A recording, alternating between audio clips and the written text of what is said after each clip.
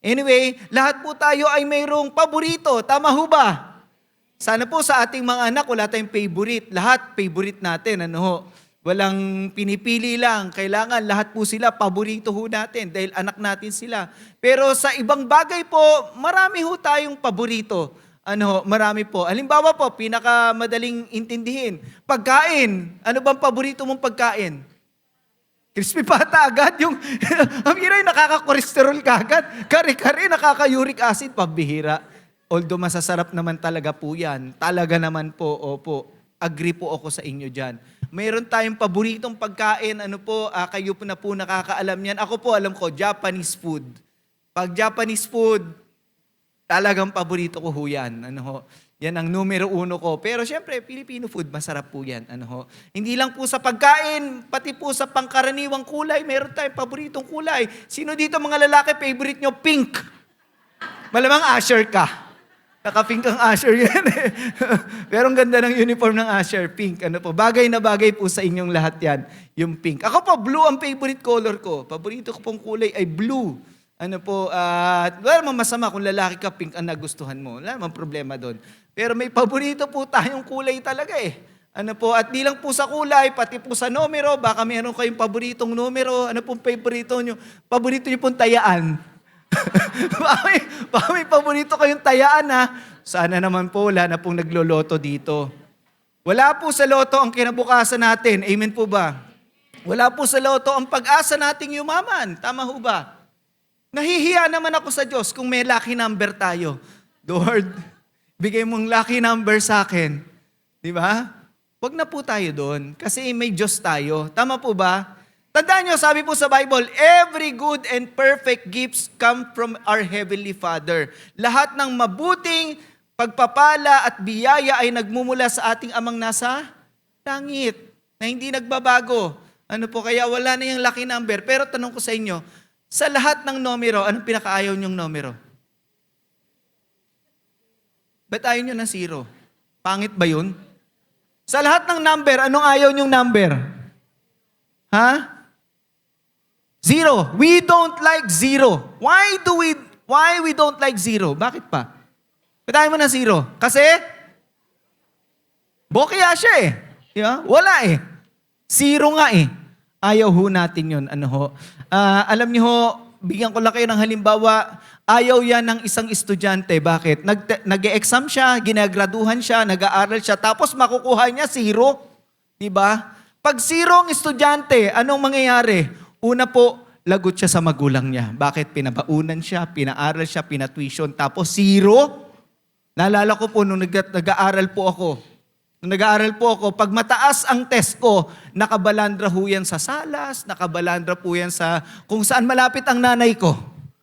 Pero yung lahat ng bagsak kong test, huwag niyong gagayahin to mga bata. Di pa ako Christian nun. Lahat ng mga test ko na bagsak, nakatago po maigi yan, nakalukot po yan, nakatago yan maigi, hindi makikita ng magulang ko. At saka ko, kung 0 po ang nakuha ko, hindi na makakarating sa bahay yun. Susunugin ko yun.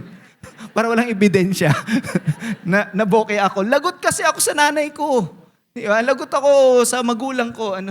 At hindi lang po yan sa estudyante. Baka po kayo po ay, sino dito matanong ko, meron po kayong love life ngayon? Marami bang 0 ang love life dito? 0 daw. 0 ang love life. Pag 0 po ang love life nyo, ano pong pakiramdam pag 0 ang love life? Siyempre, kung yung una, lagot. Yung pangalawa, malungkot. Malungkot pag 0 ang love life mo. 0 eh. Tanong ko sa inyo, meron na ho ba dito na tagpuan nyo na yung the one? Oo, may umihimin doon ah. Umira. Totoo, naka-couple shirt eh. Siyempre naman, di ba? Hindi, para ang lalaki, masabi yun, pambihira. Di ba? Iba lalaki, ewan namin. Yung amen, lumabas sa ilong eh. Pero pag, di ba? Kapag natagpuan mo na yung the one, hindi mo na kailangan ng 2. Tama po ba? Di ba? Pag natagpuan mo na yung 1, huwag ka na maghanap ng 2. Kaya hindi pwede yung may number 2. Amen po ba? Natagpuan mo na yung the one eh. Sana masaya ka na roon. Tama po ba? Ano, may dawan ka na, malungkot ka pa? Ha? May dawan ka na, malungkot ka pa, gusto mo pa ng 2, 3, 4? Maintindihan ko pa yung walang love life, yung zero ang love life, maintindihan ko pa malungkot Pero may dawan ka na, lungkot ka pa. Yeah. Mahalin mo yan. Amen o ba doon?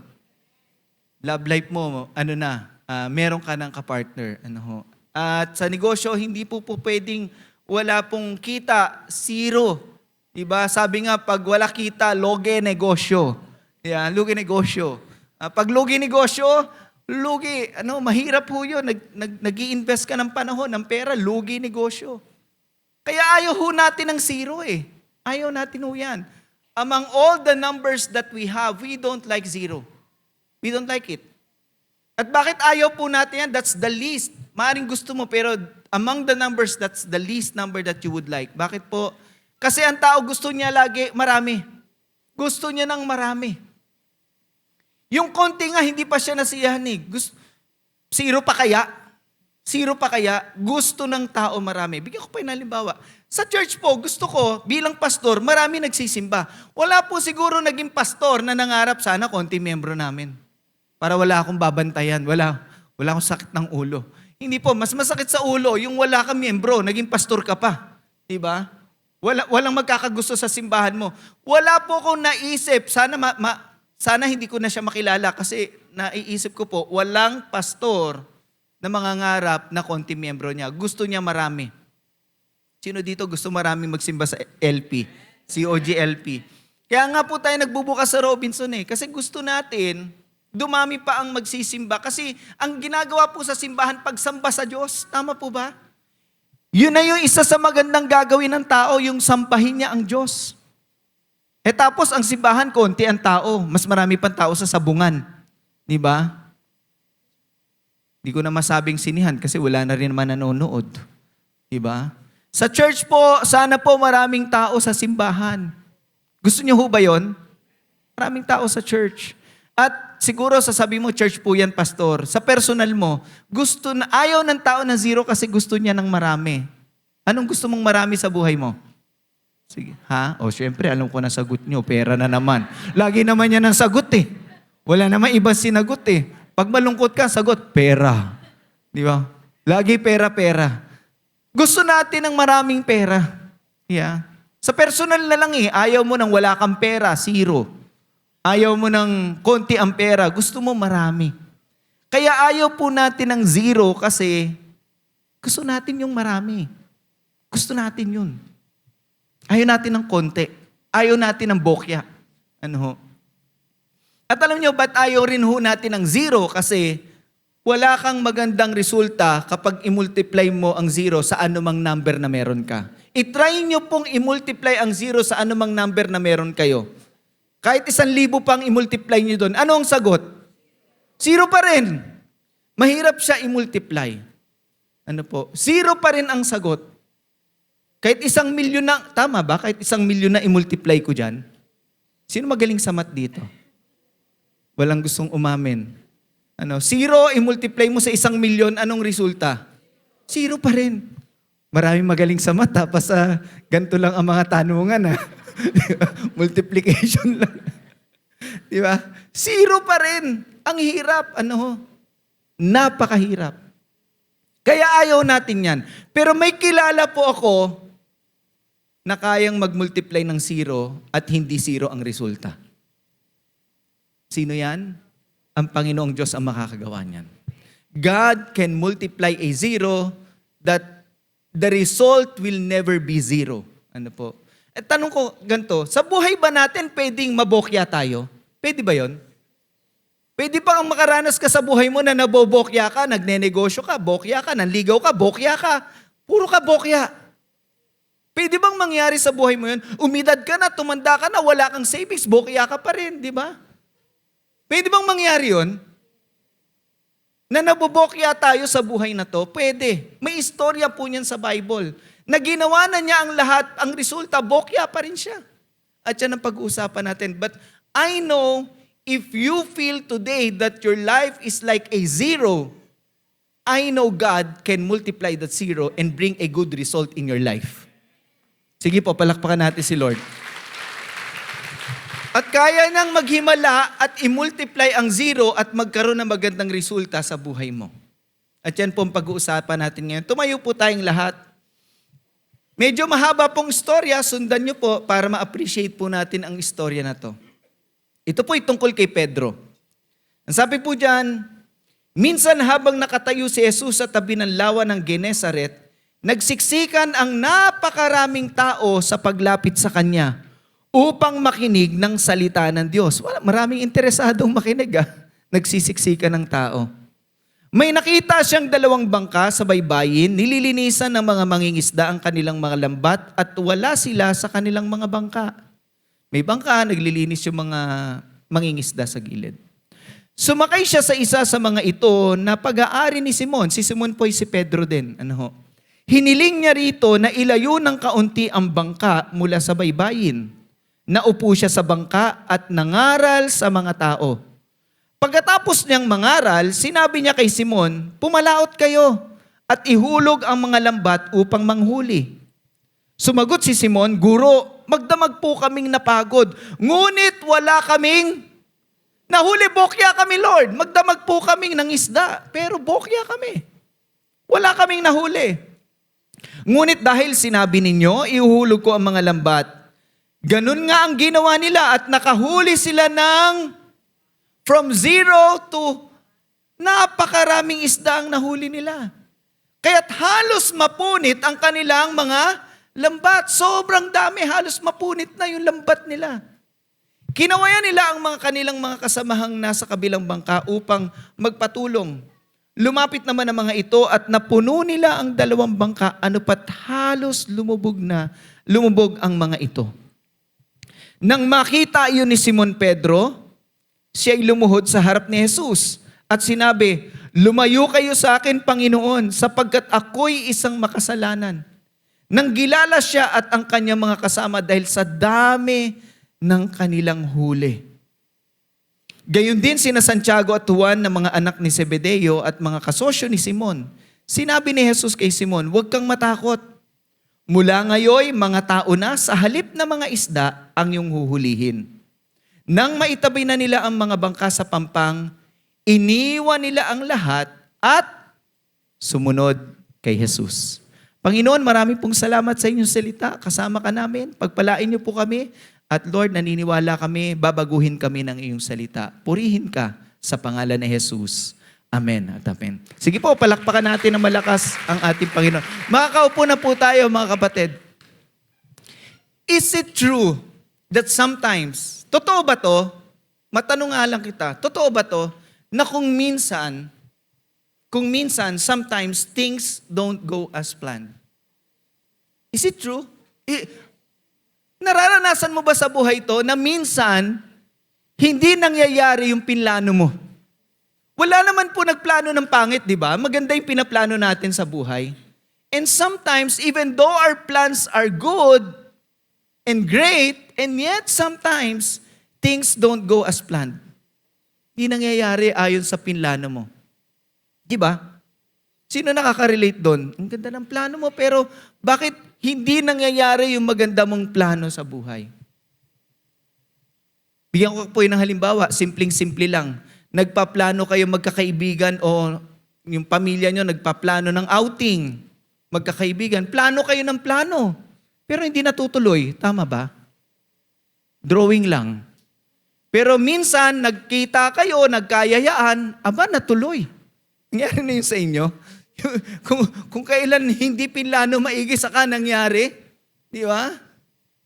Meron nagpaplanong magkaanak. Plano nila, nagpupumilit sila, hindi magkaanak. Meron naman, ayaw. Ayaw na dahil marami na, pero nakakabuo pa rin. Di ba? Sometimes in life, things don't go as planned. And hindi naging excuse ang buhay ni Pedro dito. Si Pedro mismo, mga kapatid, nangisda siya, ang plano niya, sigurado ko ang plano niya, makahuli ng marami at umuwi na maraming pagpapala. Maraming huling isda.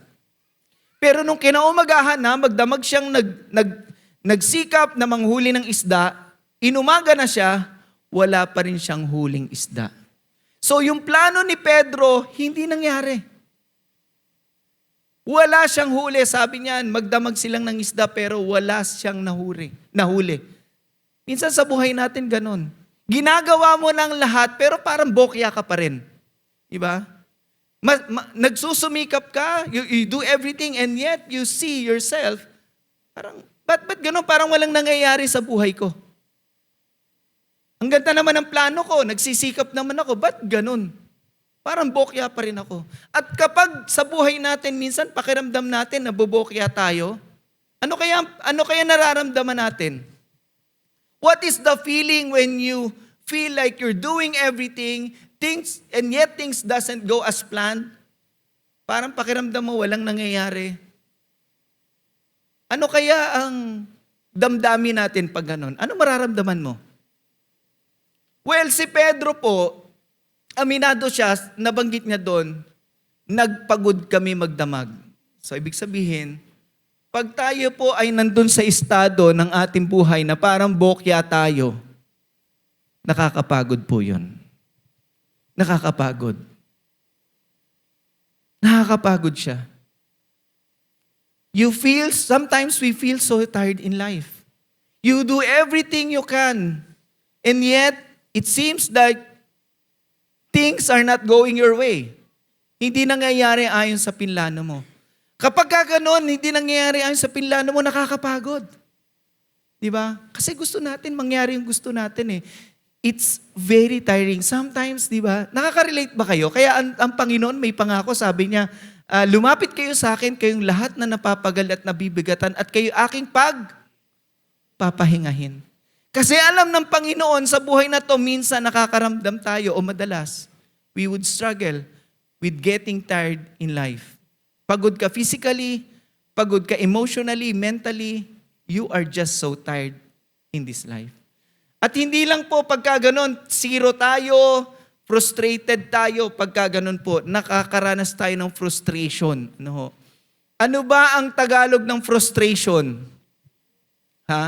Ito po hindi simpleng lungkot, siguro may halo itong pagkadismaya.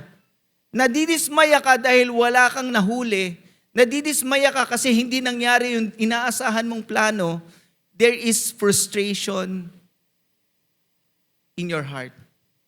Ano yung pagkadismaya? May halo tong inis na hindi nangyayari ang gusto mo. Naiinis ka. Pagod ka na, naiinis ka pa. Nadidismaya ka at hindi lang yon, nalulungkot ka. The feeling is the feeling of sadness. Kaya may kasabihan tayo sa Pilipinas, pag walang nakuha, umuuwing luhaan. Malamang nung umagang yun, uuwi, alam na ni Pedro, uuwi akong luhaan, wala akong huli. Pagka ganito na po ang pakiramdam natin, nasan kaya ang Diyos? Naranasan nyo na ba sa buhay nyo na nandun kayo sa lowest point in your life? You did everything and yet you ask, Lord, nasan ka? Nasan kaya ang Diyos niyan? Alam niyo po, ang ganda ng storya na to, na-realize ko sa storya, sa panahon na siya ay pagod, sa panahon na siya ay dismayado, sa panahon na siya ay naiinis, nalulungkot, nasa ng Panginoon? Ang Panginoon ay nasa tabi lang niya. Kapatid, pakinggan mo ko, if today you're here, you feel tired, you feel frustrated, you feel sad, Jesus is just beside you. Kung bakit hindi niya pinapansin si Lord kasi He is so busy doing His own business. Naglilinis siya ng lambat, pauuwi na ako ng luhaan. Pero hindi niya pinapansin, katabi lang niya si Lord. Nandun lang ang Panginoon sa buhay mo. Bakit? Minsan ang iniisip natin ganito, we are minding our own business. Iniisip natin, lahat ng focus natin nasa kalungkutan natin, kapaguran natin, sa ating mga frustration in life. Kaya hindi natin manotice na ang Panginoon ay nasa tabi lang natin. Kapatid, sinasabi ko sa iyo ngayon, kasama mo ang Diyos. Katabi mo lang ang Panginoong Diyos. Hindi yung katabi mo ngayon, ha? Sa buhay mo, paglabas mo rito, nandyan lang sa tabi mo ang Panginoon. Ano man ang pinagdadaanan mo, nasa tabi mo lang ang Panginoong Diyos. Jesus is just beside you. And He is concerned of you. Sino naniniwala concerned sa iyo ang Diyos? Kapag gano'n na yung feeling mo sa buhay na to, Lord, parang pagod na ako. Dismayado na ako, Lord. Nalulungkot ako, Lord. Andito lang ang Panginoon sa tabi mo at concerned siya sa iyo. Gusto niyang i-multiply ang zero na meron ka. If you feel like you're zero, bokya ka ngayon sa buhay, concerned si Lord sa iyo. And He wants to, because He's the only person who could multiply a zero and bring good results. Ano ho? Sino dito gusto ma-experience ang miracle of multiplication? Maranasan natin ang himala ng pagmumultiply ng Diyos sa buhay natin. So paano po na-multiply ang biyaya sa buhay ni Pedro? Tingnan natin ang istorya. Uuwi na siyang luhaan, malungkot, dismayado, at pagod. Pero alam niyo po, bago pa siya pagpalain ng Diyos, meron po munang nangyari sa kanya. Ano pong ginawa niya? Kaya naghimala ang Panginoon, pinagamit niya sa Diyos anumang meron siya. Pinagamit po niya sa Diyos ano ang meron siya. Tingnan niyo pong storya. Sumakay siya, si Jesus po, sa isa sa mga ito, sa isang bangka, isa sa mga bangka, na pag-aari ni Simon. Si Pedro ay may natitira pa sa buhay niya, yung bangka niya. Pero yung bangka niya walang huli. Pero nung umaga na yon, gagamitin yun ng Panginoon kasi mangangaral siya at maraming tao, kailangan niyang malayo sa tao, sakyan yung bangka para hindi siya malapitan ng tao at dun siya mangangaral ng salita ng Diyos. Hiniling niya rito na ilayo ng kaunti ang bangka mula sa baybayin, naupo siya sa bangka at anong ginawa ng Panginoon? Nangaral siya sa mga ito. So, gagamitin to ng Diyos, yung bangka niya, para sa pangangaral ng salita ng Diyos. Kaya si Pedro po, nagsimula ang pagpapala sa buhay niya nung anuman ang manatira sa kanya. Minsan kasi iniisip natin, zero na ako, Lord, wala na talaga ako, merong natitira sa'yo. At anuman ang natitira sa'yo, dun ka magsisimula. Minsan di natin alam saan tayo magsisimula. Magsimula ka sa anumang meron ka. Amen po ba? Ano bang meron ka? Dun ka magsimula. Dun magsisimulang i-multiply ng Diyos ang pagpapala sa buhay mo. We don't know where to start. But the blessings began when Peter allowed Jesus to use whatever he has. No? Hinayaan ni Pedro. Kasi ganito po pwedeng ano bang pakiramdam ni Pedro? Pagod ka na? Dismayado ka na? Malungkot ka pa? Uuwi kang luhan? Pag may nakialam ng gamit mo, di ba? Na hindi mo naman close, ano mararamdaman mo? Baka sawayin mo yun Psst, malis ka nga dyan. Malis ka nga dyan, pauwi na ako. Itatabi ko na yan sa pampang. Hindi niya ginawa yun sa Panginoon. Bagkos sinayaan niyang Panginoon, sige Lord, gamitin mo. Gamitin mo yan. Naintindihan ni Pedro. No. May balik sa iyo ang ipapagamit mo sa Diyos. Ano man ang ipapagamit mo. Kasi po, nung matapos ng mangaral ang Panginoon, binalikan niya si Pedro. Pwede naman mag-thank you lang si Jesus Sabihin niya, okay, nagamit ko na yung bangka mo, salamat, alis na kami. Hindi po binalikan niya si Pedro. At sinabi niya, bumalik kayo sa laot at marami kayong mahuhuli. Sa buhay natin, may balik anumang ipapagamit mo sa Diyos. Amen po ba? Kung yan man ay lakas mo, may balik ang Diyos sa iyo dyan. Kung yan man ay panahon mo, may balik sa iyo ang Diyos dyan. Yun man ay kayamanan mo, may balik ang Diyos sa iyo dyan. Yun man ay talento mo, pinagamit mo sa Diyos, may balik ang Diyos sa iyo dyan. Kapatid, anumang ipapagamit mo sa Diyos, hindi yan masasayang. Amen po ba? Kasi may balik ang Diyos sa iyo. Nagbabalik ang Diyos. Binalikan niya si Pedro. Binalikan niya. Sinabi niya, pumunta kayo sa laot at ihulog niyo uli ang lambat ninyo. At marami po silang nahuli. Doon na po nagmultiply ang blessing nila. Mga kapatid, sa buhay natin, para magmumultiply ang zero at may magandang resulta, anumang meron ka, ipagamit mo sa Diyos. Kung sasabihin mo, matanda na ako, pastor, paano pa gagamitin ka ng Diyos? Kung iniisip mo, kukunti na lang ang taon ko sa mundo, di maganda. Paggamit mo kay Lord. Marami ka na palang nagamit na taon para sa sarili mo Ba't di naman ang Diyos ang gumamit niyan? Tama po ba? Ba't di naman ang Diyos? At sasabihin ko sa iyo, ang ipapagamit mo ay may balik ang Diyos sa iyo. Naalala ko po yung istorya ng balo na panahon ng tagutom, wala na silang makain, inutusan siya ng Diyos na pakainin si Elijah, na propeta ng Diyos. At siya po ay, dahil po doon, dahil tagutom, nagkaroon po sila ng pagkain, dahil hindi niya pinagkait kung anong meron siya. Tingnan natin yung istorya. Andiyan pa ho ba kayo? Okay, sumagot ang babae. Ito po yung babaeng balo, panahon ng tagutom. At kausap niya yung propeta na si Elijah. Sumagot ang babae, saksi si Yahweh, ang inyong buhay na Diyos, na wala kaming tinapay. Bokya, walang tinapay. Pero may natitira. Ulitin ko, ipagamit mo yung natitira. Mayroon pa kaming kaunting harina at ilang patak ng langis. Imagine niyo, konting harina na lang ang natitira at ilang patak. Grabe, hindi na maibubuhos, patak na lang eh. Ilang patak ng langis. Namumulot nga ako ng panggatong upang lutuin yon at makakain man lamang kami ng anak ko bago kami mamatay. Pagkaluto nila nung harina na kaunti at ilang patak ng langis, kakainin nila yon at wala na silang pagkain, zero na, kamatayan na ang kasunod. Mamamatay na sila sa gutom. Pero sabi po ni Elijah, lutuin mo na yan, bigyan mo ko, at kumain din kayo magnanay. At ano pong ginawa niya? Ginawa nga ng babae ang utos ni Elias. At ano pong naging resulta nun?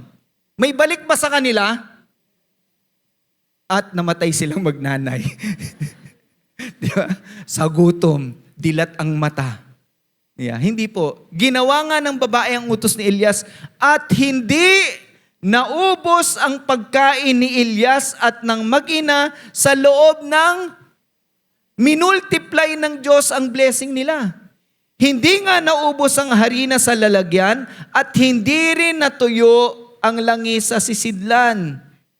Hindi naubos. Hindi nabokya. Kasi ipinagamit sa Diyos. Kapatid, hindi ka mabubokya pag pinagamit mo sa Diyos anumang meron ka. Amen o ba doon?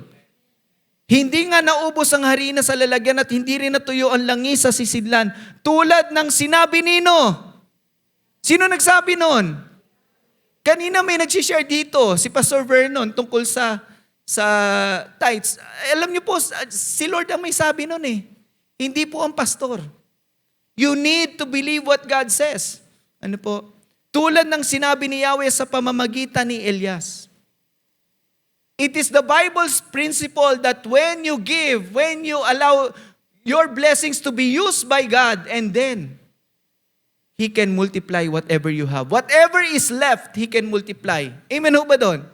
Naalala ko po yung, kaya ang tanong, anong meron ka? Bago ko ikwento yung sa batang nagbigay ng 5 isda at tinapay. 5 tinapay, 2 isda.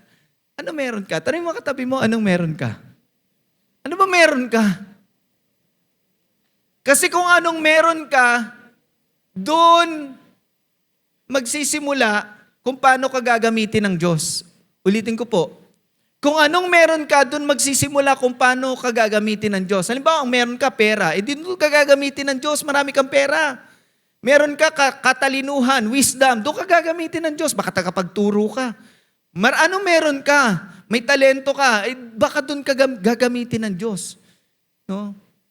Ano mang meron ka, kalakasan man yan o ano man yan. Anong meron ka? Naalala ko po nung gustong magpakain ng Panginoon ng 5,000 tao, meron lang isang bata na nagbigay ng 5 tinapay at 2 isda. At alam niyo po, dun sa 5 tinapay at 2 isda, nag-miracle po ang Panginoon doon, minultiply ng Diyos. Again, pag ibinigay natin sa Diyos, imumultiply niya yan. Naniniwala ho kayo doon? Imumultiply ng Diyos anuman ang ibibigay mo sa Kanya. At alam niyo po, nakakain ang 5,000 sa 5 tinapay at 2 isda. I-compute niyo po yon kahit gaano kayo kagaling sa math. 5,000 tao, 5 tinapay, 2 isda. Ilan kaya makakakaing tao? Sige, pagpalagay natin ngayon, mag-compute tayo. Ilang tao makakakain ngayon yan? 5 tinapay, 2 isda. Baka yung isang tinapay kay pastor na yon. Tsaka yung isang isda. O di pa, ilan lang makakakain nun? Baka hindi pa 10 tao makakain nun. 2 isda eh. Pero alam niyo po, 5,000 kumain. At nung inipon yung natira, 12 basket pa. At hindi man sinabi doon, naniniwala ako, yung batang yon, maraming iuuwing blessing. Kasi ibinigay niya sa Diyos ang kailangan sa panahon na yon. Mga kapatid, anong meron ka? Para maalis tayo sa zero, ano mang natitira sa atin, tsaka ko may natira eh. Ipagamit natin sa Diyos. Diyan tayo magsisimulang pagpalain ng Panginoong Diyos. Because God can multiply your blessing. Sino dito gusto mag-multiply ang blessing niya? Ipagamit mo sa Diyos, ano mang meron ka. Allow God to use whatever you have. Pangalawa, sumunod ka sa Diyos. 2 lang po ito. Para magkaroon ng himala ng multiplication sa buhay natin, sumunod ka sa Diyos. So, balik po tayo kay Pedro. Balik po tayo kay Pedro. Siya po ay inutusan ng Panginoon. Something na mahirap po intindihin. Ano naman sabi diyan? Sumagot si Simon, Guro, magdamag po kaming napagod. Ngunit wala kaming nahuli. Magdamag po kaming napagod pero wala kaming nahuli. Kung kayo ho ba sinabihan ni Lord, bumalik ka doon. Alam ko namang wala akong nahuli. Pababalikin pa ako. Uuwi na nga ako eh. Pero ano po sabi ni Pedro? Lord, magdamag po kami ng isda. Napagod po kami magdamag. Wala po kaming nahuli. Pero ano sabi niya? Ngunit dahil sa sinabi nyo, iuhulog ko ang mga lambat. Susundin ko kayo, Lord. At ano naging resulta po ng pagsunod niya? Ganun nga ang ginawa nila at nakahuli sila ng maraming isda kaya't halos mapunit ang kanilang mga lambat. Sobrang daming isda, halos mapunit na yung lambat. Mga kapatid, napakahalaga ng pagsunod sa Diyos. At dito may naintindihan po si Pedro, gaano kahalaga ang pagsunod po sa Diyos. Nung sinunod niya, sabi niya, Lord, wala kaming nahuli magdamag, pero dahil sinabi mo, gagawin ko. Sinabi mo iuhulog ko ang mga lambat at marami silang nahuli. Mga kapatid, sa buhay nating ito minsan or madalas, pasusunurin ka ng Diyos sa isang bagay na hindi mo maintindihan. Pasusunurin ka ng Diyos sa isang bagay na hindi mo maintindihan. Siguro naisip ni Pedro, ano ba naman yan? Alam ko namang wala na nahuli dyan, ba't babalik pa ako? Pero dahil nga sinabi ng Diyos sinunod niya. May mga bagay na hindi mo maintindihan. Maniwala ka sa akin. Pero doon masusubok ang pagsunod mo sa Diyos. Susundin mo ba siya? O hindi? Naalala ko po si Abraham. Pinangakuan po siya ng Diyos na he will be the father of many nations. Di ba? Siya po ang pagmumula ng maraming bansa. Pero, pambihira, binigyan siya ng kaisa-isang anak, inantay pa niya ng matagal na panahon, tapos nung lumaki na, kailangan niyang ialay sa Diyos. Kailangan niyang ihandog sa Diyos. Mahirap maintindihan po yun, pero si Abraham nauunawaan niya ang pagsunod. Napakahalaga ng pagsunod. Si Isaac ang pinakamahalagang pagpapala sa kanya. Hindi pera, hindi ginto. Hindi yung kawan na meron siya. Ang pinakamahalaga kay Abraham, si Isaac ang nag-iisa niyang anak. Yun na yung pinakamahalaga. Pero, alam niyo po, mas mahalaga kay Abraham, hindi yung pagpapala na meron siyang anak, ang pagsunod sa Diyos, ang tinignan niyang malaking pagpapala. Handa siyang sundin ng Diyos. Of course, alam na natin yung storya niyan. Sa buhay na to, may mga pagkakataon na hindi mo maiintindihan yung bagay na kailangan mong sundin sa Diyos. Hindi mo maintindihan. Bigyan ko kayo ng halimbawa. Ito isang bagay na hindi natin maintindihan. Halimbawa, pagpapatawad. Diba? Alam natin yan ang gusto ng Diyos, magpatawad tayo. Amen ho ba doon? Kasi siya mismo ay nagbibigay ng kapatawaran sa atin sa tuwing tayo nagkakasala. Pero bakit hindi natin ito masunod? Kasi nasaktan ka Nasaktan ako eh. Ba't ako magpapatawad? Diba? Nasasaktan ako eh. Kaya hindi ako magpapatawad. Nalilimutan mo kung paano ka pinatawad ng Diyos. Kung paano mo rin nasaktan ang kalooban ng Diyos at pinapatawad ka niya. Tama po ba? Sa buhay na to, totoong may makakasakit sa iyo. Ang tanong, alam mo ang salita ng Diyos ng pagpapatawad. Kaya mo bang sundin? Masusunod mo ba? O masusunod ang damdamin mo? Masusunod ang damdamin mo. Napakalaking himala po pag nagpapatawad tayo. Bakit? Tayo mismo ang gumagaling. Tayo mismo ang gumagaling sa ating mga sugat. Tandaan mo, habang hindi ka nagpapatawad, nananatili kang sugatan. Promise. Kaya kalabitin mo yung katabi mo, sabi mo, magpatawad ka na. Sige, tignan mo siya, magpatawad ka na. Kasi po, ang Diyos ang mahalaga sa iyo, hindi yung nararamdaman. No? O naiintindihan kita, masakit yan. Masakit. Pero masarap ang sumunod sa Diyos, kahit masakit. Tama po ba? Masakit yan, naiintindihan ko. Pero mararamdaman mo yung sarap na nasunod mo ang Diyos. Hindi ang sarili mo. Madali lang sundin ang sarili. Mahirap sundin ang Diyos. Pero pag nasunod mo ang Diyos, magpapasalamat ka. Nagawa mo yon, ikaw mismo ang gumaling at pinagpala ng Panginoon. Minsan yan, nabanggit ko na kanina, pagbibigay hindi natin maintindihan. Paglilingkod, dami ko ng pagod na ako sa trabaho, magsaserve pa ako sa church. Ba't ba kailangan mag-serve pa? Hindi mo maintindihan na kailangan mong paglingkuran ng Diyos. Yeah. Magsaserve pa ba ako sa church? Dami ko ng kabalahan. Mga kapatid, hindi po kabigatan ang paglingkuran ng Diyos. Amen po ba? Mauunawaan natin gaano ito kahalaga sa buhay natin once we step in. Ano po? We step in serving God. Ano po? Or pagsusuko ng kasalanan, di natin maintindihan. Nag-enjoy nga ako rito, wala naman nakakahuli sa akin. Bet ko isusuko to? Isuko mo yung kasalanan mo kasi hindi nalulugod ang Diyos dyan. Suko mo yan sa Panginoon. Maraming bagay na kailangan mong, minsan hindi mo na kailangan maintindihan. Hindi mo maintindihan talaga, pero kailangan mong sundin kasi yun ang kalooban ng Diyos. Amen po ba?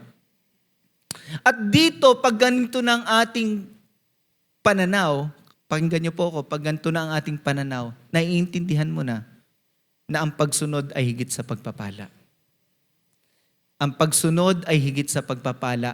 Si Pedro, natauhan po siya na all the while, in the beginning, he was pursuing blessing and yet he realized that obedience is greater than the blessing.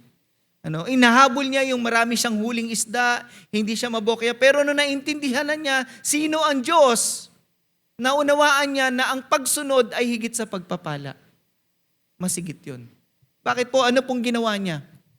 Ay, by the way, bago po yan, nung siya po ay nakuha na niya yung maraming huli, iniwan niya po yun at sumunod siya sa ating Panginoon. Sinunod niya ang Panginoong Diyos.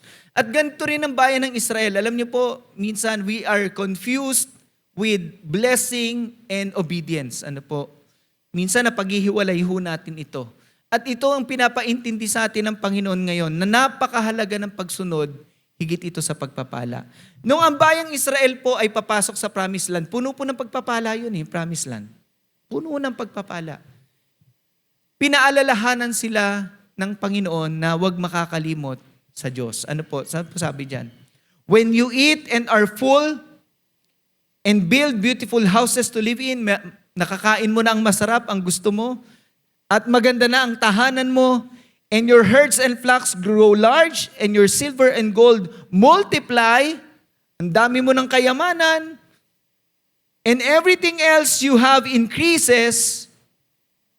Be careful that your heart doesn't become proud and you forget the Lord your God.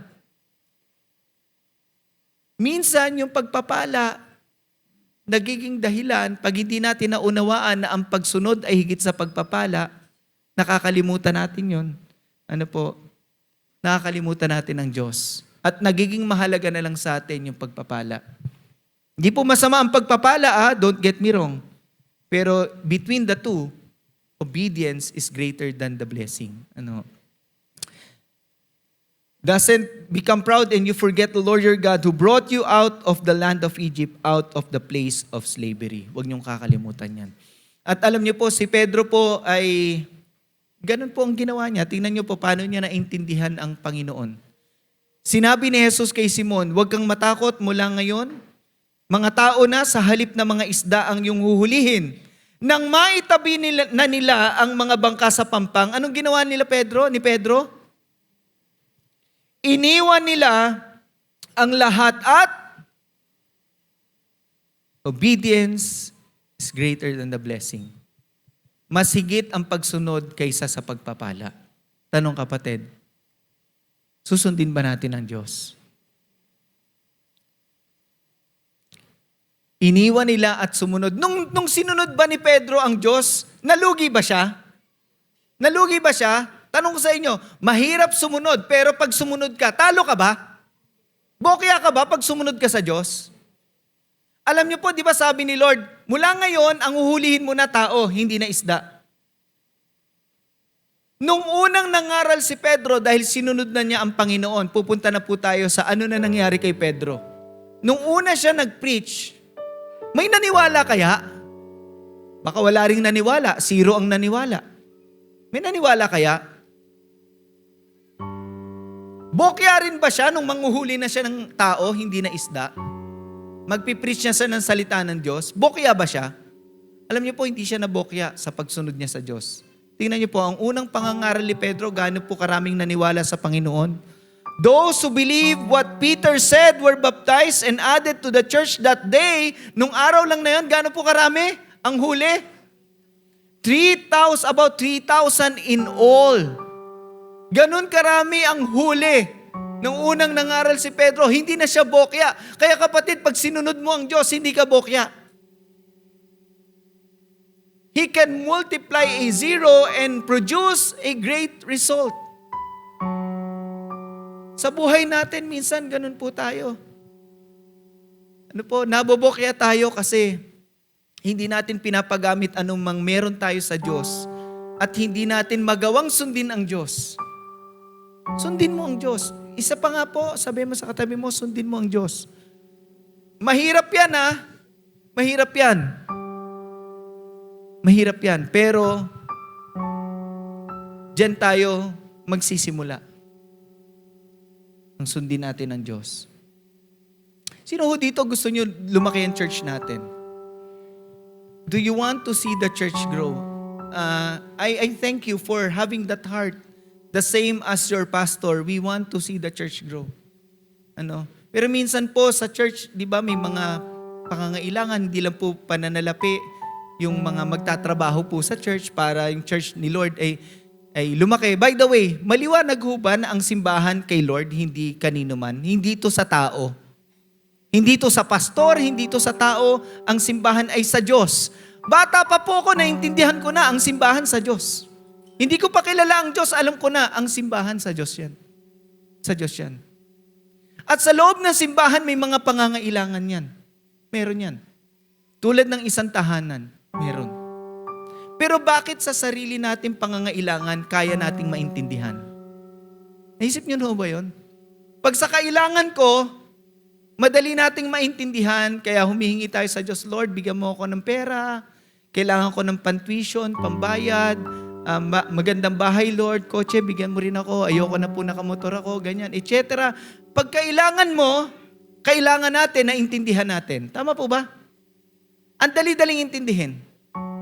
Pero pag kailangan na sa tahanan ng Panginoon, hindi natin magets. Hindi natin makuha. No? Hindi natin maintindihan. Bakit ganun? Yeah. Alam niyo po, ulitin ko, ang Diyos po ay handang magpala. Lalo't higit sa mga taong handa ring magpala sa kanyang gawain. Hiniwala ho ba kayo doon? No. Pagdating sa church, hindi natin maintindihan. Bakit ko po sinasabing church? Wala namang iba eh. Diba? Hindi naman magpapakita dito ang anghel at tatanggapin ang offering mo. Diba? Lahat ng maghahando kay Lord, lalabas na pong anghel. Labas nyo na pong offering nyo. Para sure na sure po tayo, punta nyan kay Lord. Sa simbahan po, ang alam ko. And I have learned na ito yung best na lugar na pwede kong anumang pagpapala binibigay sa akin ng Diyos, dito ko ilalagay. Kasi ito ay sa Diyos. Kaya in-encourage po namin kayo, maging kabahagi po kayo ng upgrade. Minsan lang po to, once a year lang po nagre-raise ng fund ang church. Because we want to grow as a church. Amen po ba? Yun po. Anumang ipapagamit mo sa Diyos, ibabalik yan ng Diyos, sobra pa. Anumang ibibigay mo, ibabalik ng Diyos, sobra pa. He can multiply your blessings. At alam niyo po, sumunod lang tayo sa Diyos, hindi ka malulugi. Hindi magiging bokya ang buhay mo. O baka naman sa buhay na to, ikaw ay pagod na, frustrated ka, malungkot ka. Kapatid, paano ka magsisimula? Ganito lang po. Hayaan mong ang Diyos ay gamitin anumang meron ka. Yeah, anong meron ka, paggamit mo sa Diyos. Pangalawa, sundin mo ang Diyos. Sundin mo siya. Sigurado ako, may magandang resulta. Kahit ngayon ay bokya ka, may magandang resulta. Amen ho ba doon? Pwede ho ba tayong tumayo? Atin pong sambahin ang Panginoon. Let's just worship the Lord. I believe God is here today, speaking to our hearts. Sige po, sambahin natin ang Panginoon. Hallelujah. Patuloy po nating sambahin ang ating Panginoon. Right now, can we just lift our hands today as a sign of our surrender? Hallelujah. Oh God, we worship you. We give you all of our praises. Bibigyan namin sa iyo ang lahat-lahat ng meron kami. Hallelujah.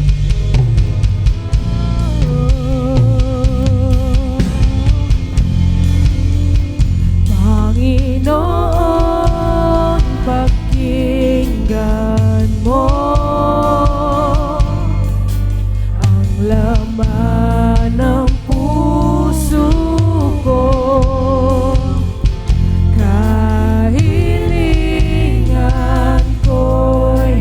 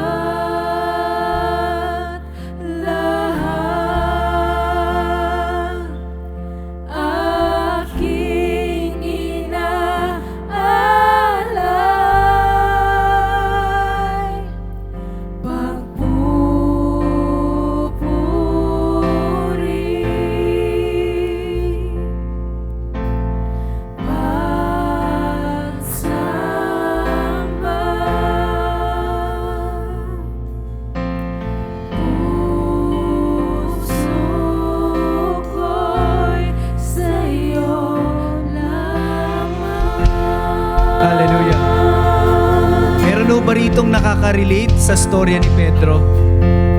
Sa buhay mo, things are not going as planned. And you feel tired. You feel frustrated. You feel sad. You're doing everything and yet, sa buhay po natin, yung pinlano natin, hindi yun ang nangyayari. Tandaan mo kapatid, kapag nandun ka sa ganung pakiramdam, katabi mo lang si Lord. Jesus is right beside you. At alam mo, yung zero na pakiramdam mo, bokya ka, umidad akong ganito, parang wala akong narating, walang nangyari maganda. Kapatid, hindi pa huli ang lahat para magsimula. Si Pedro nga uuwi ng luhaan eh. Pero minultiply pa ni Lord blessing sa buhay niya. Bakit? Handa siyang ipagamit anumang meron siya. Huwag mong maliitin na natira sa'yo. Tinitignan ng Diyos anuman ang natitira sa atin. At pag ipapagamit mo yan sa Kanya, maaring hindi yan pera, maaring panahon mo yan o lakas. He can multiply His blessing in your life. Kapatid, sundin mo lang ang Diyos. Yun ang pinakamahalaga. Sundin mo ang Diyos. At nasisiguro ko, ang resulta niyan, hindi mo ikalulugi. Hindi ka mabobokya. Kung ikaw yun, kapatid, we don't want to end this service without praying for you. We want to pray for you. We want you to go out of this church today touched by God. Kaya habang tayo po umaawit, kung ikaw yun, nakaka-relate ka, kapatid, pwede ka bang lumapit sa altar? Nandito po mga leaders, we want to pray for you. And God wants to multiply the blessings in your life today. Come in the name of Jesus. Sige kapatid, lumapit ka. Inaantay ka ng Panginoon. Kung ikaw yun, nakaka-relate ka, ibigay mo sa Panginoon yan, lumapit ka sa Kanya ngayong umaga. Hallelujah. Sige po, lumapit po tayo sa Panginoon. Gusto kang katakbuhin ng Diyos, kapatid. He wants to touch your life today. He wants to multiply your zero and bless your life. Hallelujah. Hallelujah. Sige po, sampahin natin ang Diyos. Narito ang Panginoon. Aking buong buhay, lahat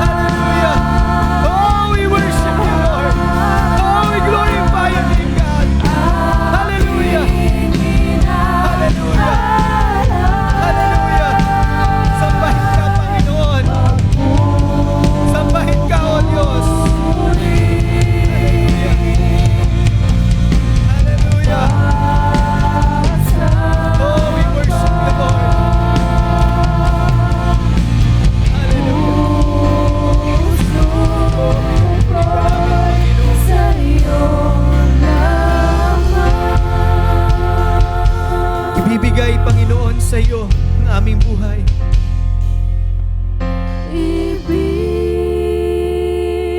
Sambahin po natin ang Panginoon. Aking buong buhay,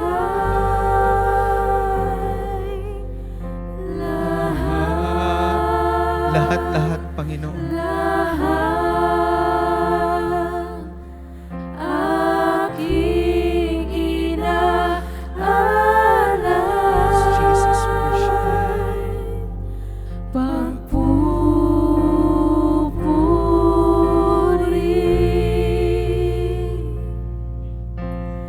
pagsamba,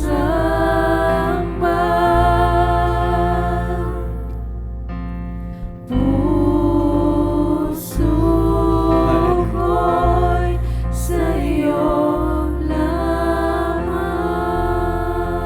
Hallelujah. Panginoon naming Diyos, naniniwala kaming kasama ka namin ngayong umaga. Hindi ka lang nangungusap sa amin, kinakatagpo niyo po kami. Tulad po ni Pedro, Panginoon, Lord, kuminsan pakiramdam namin kami, wala, Panginoon. Pakiramdam namin, yung mga pinlano namin, hindi nangyari, na parang nabobokya kami sa buhay na to. But Lord, nararamdaman namin na kami nalulungkot, nafu-frustrate, nadidismaya, napapagod, Panginoon. But Lord, little did we know that you're just beside us, Lord. Andyan ka lang sa tabi namin, hindi ka namin napapansin kasi masyado po kaming abala sa aming sariling mga pinoproblema at iniisip, Panginoon. Lord, today, we are coming to your altar, Lord, and we are surrendering our life to you, Lord God. Patawad po kung may mga panahon na sinasarili namin anumang meron kami. Kung ano man yung natitira sa amin, gusto namin ay amin, Panginoon. Sapagkat takot po kaming masiro, Lord. Takot po kami ng wala talaga. And Lord, we have you in our life. Ikaw ay kasama namin sa buhay namin. At naniniwala kaming hindi mo kami iiwan, hindi mo kami pababayaan. Ano man ang aming kabalisahan, alalahanin sa umagang ito, binibigay po namin sa iyo sapagkat ang pinipili namin ngayong umaga ay magtiwala sa iyo, Panginoon. Lord, I pray katagpuin mo po ang mga anak mo na may dinudulog sa inyong altar, Panginoon. Patawad, Panginoon, kung kami man ay nakalimot sumunod sa iyo. Ang naging mahalaga na lang sa amin ay pagpalain mo kami. At nalimutan namin gaano higit na maging pagpapala ang masunod ka namin. Kaya Panginoon, dalangin po namin sa araw na to, sa pagtatapos po ng gawaing ito, paglabas namin sa lugar na ito, maunawaan namin at maipamuhay ang pagsunod sa iyo, Panginoon. And Lord, I pronounce blessing upon your people. So Lord, as we obey you, blessings will follow us. Hindi na namin yan iintindihan because you will multiply the blessings in our life. Salamat po, Panginoon, at marahil meron po dito, Panginoong Diyos, nakakaranas po ng matinding problema. Lalabas po siya sa lugar na to, kinatagpo niyo na po siya. Higit kayo sa aming mga problema, Panginoon. Mas makapangyarihan kayo kaysa sa aming mga problema, Panginoon. Kaya Lord, naniniwala kami, kinatagpo niyo na po kami. Kapatid, manalig ka na ang Diyos ay kinakatagpo ka, hindi sayang lumapit ka sa Kanya. Hindi sayang. Hindi bokya ang lumapit sa Diyos. Salamat sa pagpapala mo, Panginoon. Lord, I pronounce blessing upon your people today. Lalabas kami sa lugar na to, magaan ang aming pakiramdam. At may sayang aming puso, may kapayapaan ng aming isip, may kalakasan ng aming katawan, at meron kaming buhay na pag-asa. Sa bawat araw, ikaw ang aming kasama at gagabay sa amin. Salamat po, Panginoon, pagpalain niyo po ang bawat isa. Mga kapatid, taas natin ang ating mga kamay, tanggapin natin ang pagpapala ng Diyos, dakilang Diyos, lalabas kami, taglay ang pagpapala mo. Lord, niyataas namin ang aming mga kamay at nire-receive namin ang blessing mo. At sa pagtataas namin ang aming kamay, binibigay na rin po namin ang lahat ng papuri, kaluwalhatian sa iyong dakilang pangalan lamang. Sa ngalan ng Ama, ng Anak, at ng Diyos Espiritu Santo. Amen. Amen.